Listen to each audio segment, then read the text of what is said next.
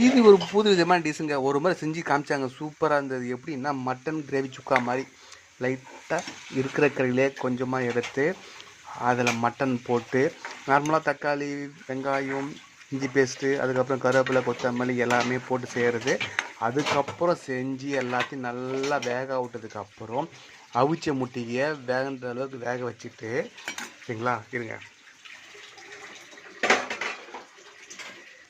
அவிச்சி முட்டையை நல்லா வேக வச்சதுக்கப்புறம் இந்த மசாலா ரெடி ஆனதுக்கப்புறம் இந்த மசாலாவோட இந்த முட்டையை போட்டுக்கிறோம்.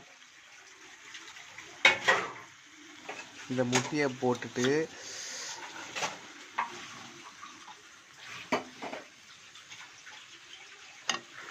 நல்லா அந்த மசாலாவோட அந்த முட்டையை நல்லா அப்படியே பெரட்டி விட்டோம் அப்படின்னா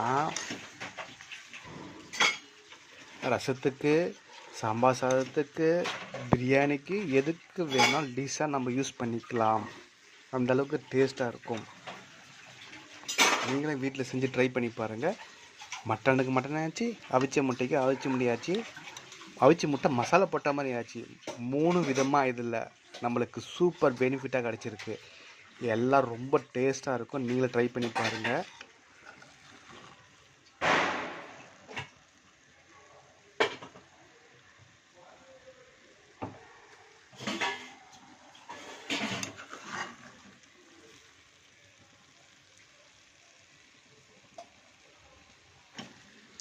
இது சாப்பிட்றதுக்கு ரொம்ப டேஸ்ட்டாகவும் இருக்கும், சுவையாகவும் இருக்கும்.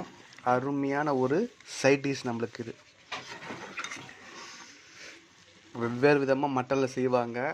நம்ம வீட்டில் ஒரு புது விதமான டிஷ்ஷை வெவ்வேறு விதமாக செய்யாமல் ஒரு புது டிஷ்ஷாக செஞ்சிட்ருக்கோம். மட்டன் பாருங்கள்,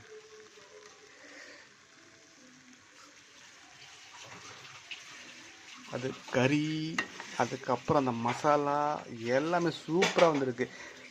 குட்டி பசங்க விரும்பி வேணும்னு கேட்டு சாப்பிடுவாங்கன்னா பார்த்துங்களேன்.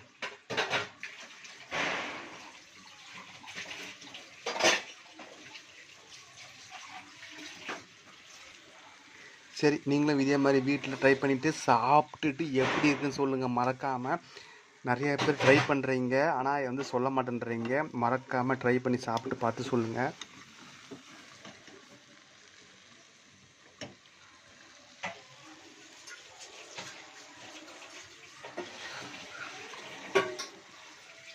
மீண்டும் உங்களுக்காக ஒரு புது வீடியோவில் இணைவோம்.